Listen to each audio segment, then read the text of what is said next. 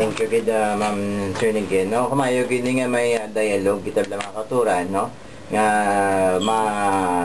mabana-bana nato na mga issues bladre, no? Of course ang simbahan wala ay gatudlo nga kung nagbusong ang babae, sala lang niya sa babae. Yan ay panudlo sa mga pangkalibutan niya panguna-una, no? At tudlo sa simbahan niya, duwa gid na sila may responsibilidad. Kag kung may sala sila kumpisa sa siya sala, no? Masilin tabi nga kadamo sing Katoliko nag-apply for divorce o for annulment daw, no? Di kaya according sa study, mga 10% man lang sa mga Katoliko kasi limba mo. Tinggal sa limba daw, wala pa nagapamati kani sa umili simpare. That's why ini nga doon nga Radyo Veritas man importante man nga pagpalapnag lasing mayong balita, no? Kaya mayong balita, si Jesucristo nagprotektar gid sing nanay, sing tatay, sing bata, sing pamilya, kag sang sosyedad, kag sing nasyon nga hindi maguba tungod sa divorce, no? Sila ni Jesucristo sa Mark chapter 10 verses 11 to 12. Whoever divorces his wife and marries a woman commits adultery. And if the woman divorces her husband and marries another, also commits adultery. Tinanong ba ni adultery? 6 commandments says, you shall not commit adultery. Ang problema di sa kung pagbanabana, Ma'am Trinigin, Christianity is there but not applied, no? That's why kinanglan naton i-evangelize nga naton katawhan, no? Kaya ang isa kasala hindi iya masolbar sa isa mang kasala, no?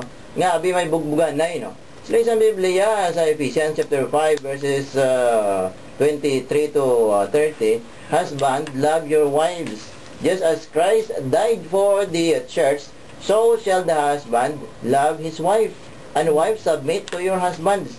Tikon ginasunod na nato, hindi na ganalan ng divorce now.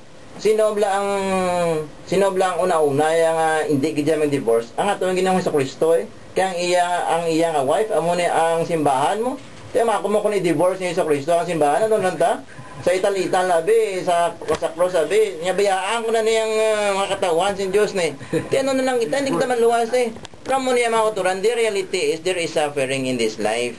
Pero ang suffering na yan, by the grace of God, we can overcome them. Hindi is lang ipabaya talang yabi sa gobyerno nga sila na may salada, no? Kita may responsibility gid sa Ginoo sa aton kaugalingon sa aton nga pamilya man, no? So amo ni mga kuturan, ang divorce bla wala gid ginasugo sa nga Ginoo sa New Testament, no? Pero sa kaga ini damo siya mga epekto nga mga malain mga kuturan, no? So anay pa may tawag. Galing 3 minutes sila nabili naton di no? 1 minute. Sige, mga 1 minute lang ba ang pagpayag mo, ma'am ni or sir ni? Oo, pwede man, pwede. Ay, lang git. Ma-comment lang ko, no? Ilang, i-accept na lang nga sa lata kung mga itapatawad sa Diyos. Eh, suppose ato na tani, kuha mo responsibilidad nga itatlong foundation sa isa ka pamilya. Karoon kaya mo na natabo, ang ato nga himuon, so dahon kapag isang pinakadako nga sala. Amo na ginatawag ng divorce. Amo na yung ako nga comment. So, ang imo ma'am, hindi kaya gusto gid in divorce, no? Okay, thank you ma'am, no? Okay. At aganta last word abe si Ma'am Trinigin, no? Kag tapos mga di kita sa pagpanguna ni Brother Paul, no? Okay. Sino ang ginasilingat?